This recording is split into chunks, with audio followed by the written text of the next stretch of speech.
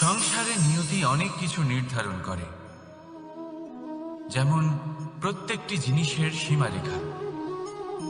শরীরের মধ্যে থাকা জল, তার মাত্রাও এই নিয়তি নির্ধারিত করে রেখেছে। কি করে? দেখুন, যদি সঠিক সময়ে আপনি পরিশ্রম করে নিজের ঘাম না ঝরান, তাহলে কিছু সময় পরে আপনার চোখের জল অবশ্যই ঝরবে। কারণ সবকিছু যদি ভাগ্যের জোরে পেয়ে যাওয়া যায়, তাকে কর্মের দ্বারা সামলে রাখতে হয়। যদি পরিশ্রম করতে থাকেন, তাহলে যা পেয়েছেন তা সামলে রাখতে পারবেন, আর যা যা আপনি পেতে চান তা অবশ্যই পাবেন। কিন্তু যদি পরিশ্রমের থেকে দূরে থাকেন, তাহলে যা পেয়েছেন তা তো হারিয়ে ফেলবেনই, আর যা পেতে চান তার তো কোনো প্রশ্নই ওঠে না, আর বয়ে যাবে শুধুমাত্র অশ্রু। এবার সিদ্ধান্ত আপনার। কি ঝরাতে চাইবেন আপনি? ঘাম নাকি অশ্রু? রাধা রাধা। এই জীবনে মানুষ শুধু তিনটি জিনিসের পেছনে ছোটে: ছায়া অর্থাৎ সঙ্গী সম্মান, কায়া অর্থাৎ সুন্দর বলিষ্ঠ শরীর, আর তৃতীয় হল মায়া অর্থাৎ ঐশ্বর্য। এবার অবাক করার মতো বিষয় হলো, সময় এলে পরে এই তিনটি বস্তুই সবার আগে আপনাকে ত্যাগ করে।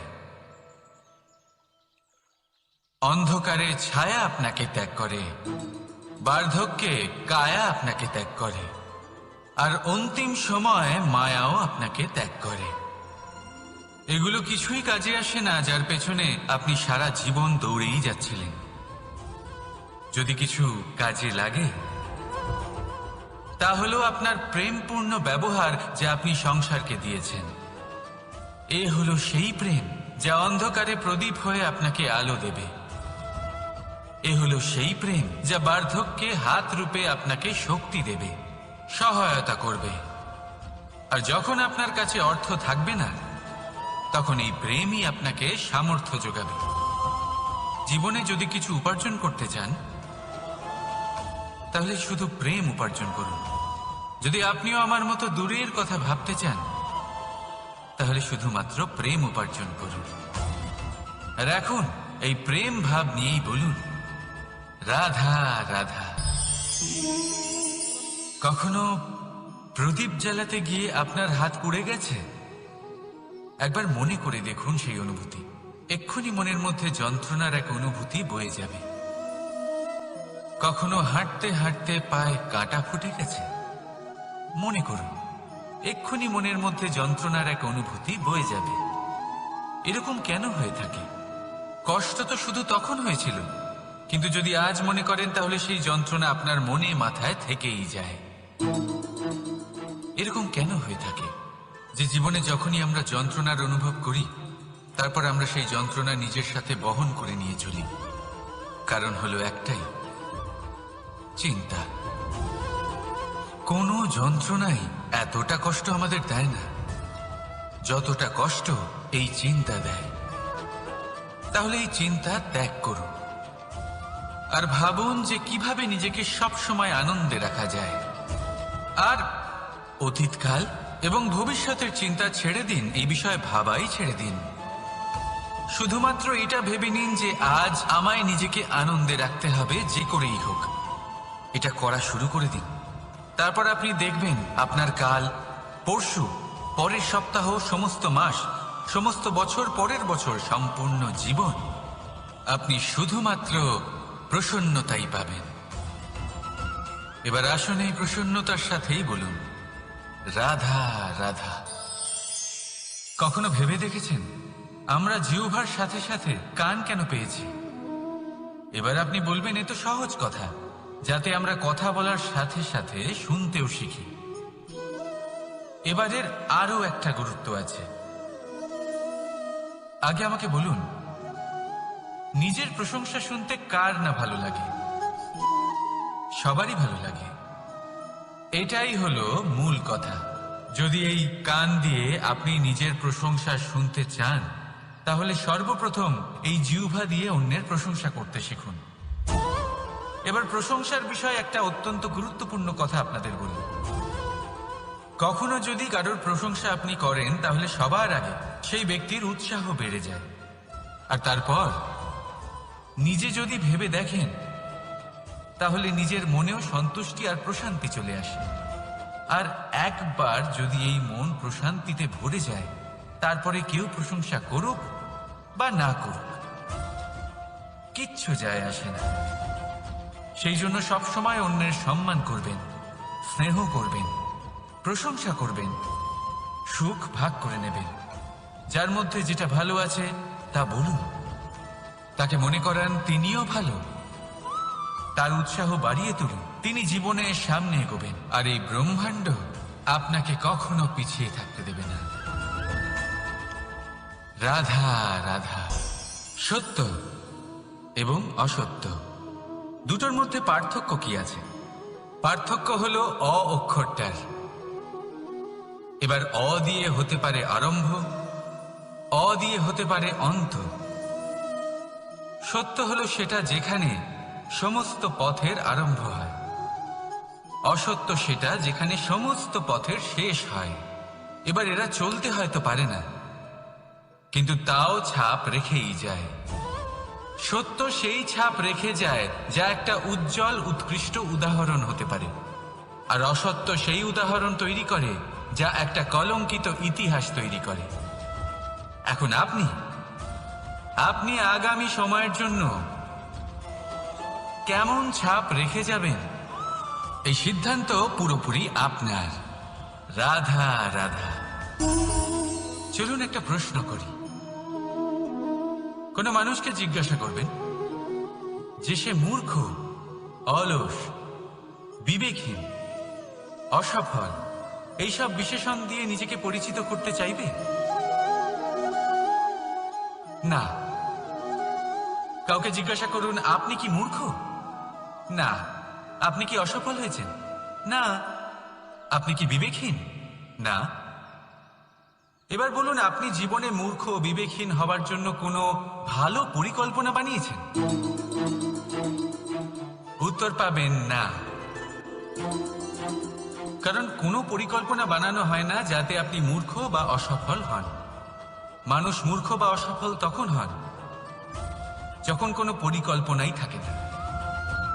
দেখুন, একটাই ছোট জীবন, তাকে স্থির করুন যাতে অনেক বেশি সংখ্যক মানুষকে আপনি জুড়ে রাখতে পারেন, অনেক বেশি শান্তি পেতে পারেন, অধিকতর সাফল্য লাভ করতে পারেন, বেশিরভাগ মানুষের পথপ্রদর্শক হয়ে তাদের মঙ্গল করতে পারেন।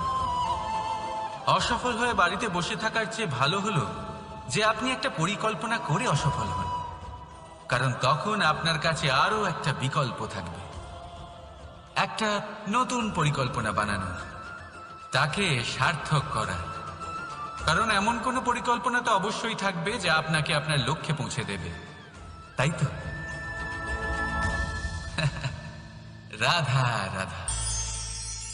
সূর্য কারোর জন্য হলেন শক্তিদাতা ঈশ্বর, আবার কোনো প্যাঁচার জন্য হলো চোখ বন্ধ করে দেওয়ার মতো তীব্র আলো।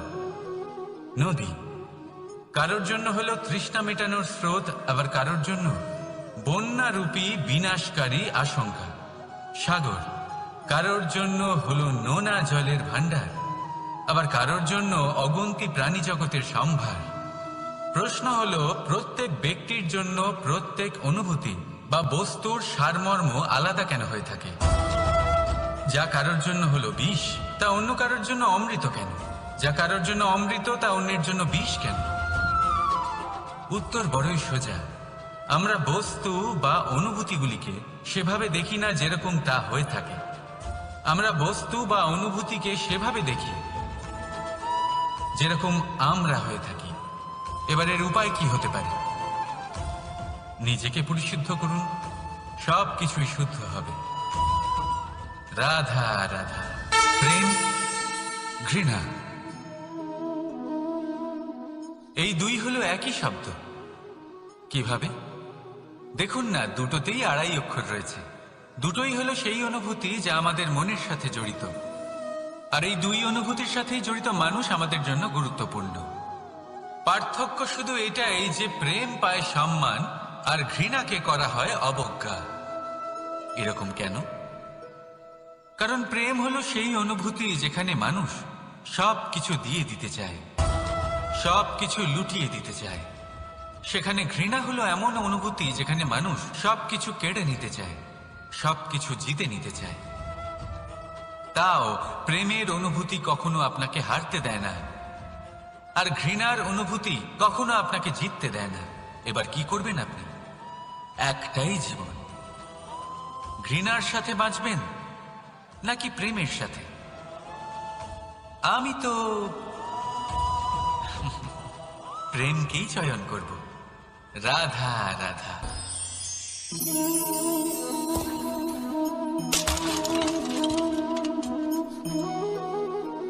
এ কি হলো?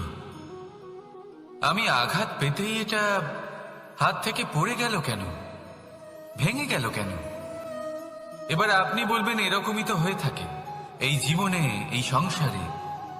আঘাত লাগার পরে আমাদের হাতে যা থাকে তা পড়ে যায়, যা তৈরি হয় তা ভেঙেও যায়। কিন্তু এটা কি সত্যি? আপনাকে একটা কথা বলে রাখি, আঘাত পেয়ে পড়ে যাবার পরে সংসারের যে কোনো বস্তুই হাত থেকে পড়ে যাক না কেন, সাফল্য অবশ্যই আসে। যতই খারাপভাবে আপনি পড়ে যান, আপনি আঘাত পান, ভবিষ্যৎ অবশ্যই ভালো হবে। কারণ এই আঘাত,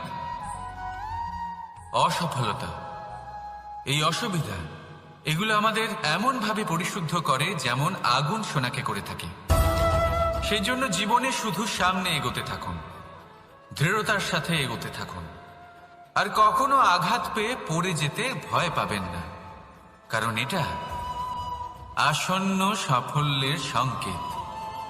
আর সাফল্য তখনই আসবে যখন আপনি পড়ে যাবেন, যখন আপনি আবার উঠে দাঁড়াবেন এবং আপনি আবার জীবনে সামনে এগোতে থাকবেন। রাধা রাধা। সময় অত্যন্ত কঠোর প্রভু। আপনি অনেক লোককে এটা বলতে শুনে থাকবেন, আমার কাছে এত সময় নেই, এই কাজে আসলে অনেক সময় লেগে যাবে, এই বিষয়ে ভাবার জন্য আমার সময় লাগবে। আচ্ছা, আমি আপনাকে একটা কথা বলে রাখি, যদি আপনি এটা নিশ্চিত করার জন্য বেশি সময় নিয়ে ফেলেন যে আপনার কি করা উচিত, তাহলে সময় এটা নিশ্চয়ই করে নেবে যে আপনার সাথে কি করা যেতে পারে। কারণ এই সময় এ কিন্তু অত্যন্ত কঠোর। যতক্ষণ আপনার সাথে রয়েছে এর সমাদর করতে শিখুন, এর সম্মান করতে শিখুন, এর সদ্ব্যবহার করতে শিখুন। যদি এরকম না করেন তাহলে এই সময়ের নিজেকে আর আপনাকে বদলাতে অধিক সময় লাগবে না। তাহলে আসুন, এবার সময় এসে গেছে ভালোবেসে বলার রাধা রাধা। এই পাথর দেখছেন আপনি, নদীর তলদেশে পাওয়া যায়। প্রয়াস করতে থাকে যাতে নদীর জল প্রবাহকে আটকাতে পারে। আটকাতে কি পারে?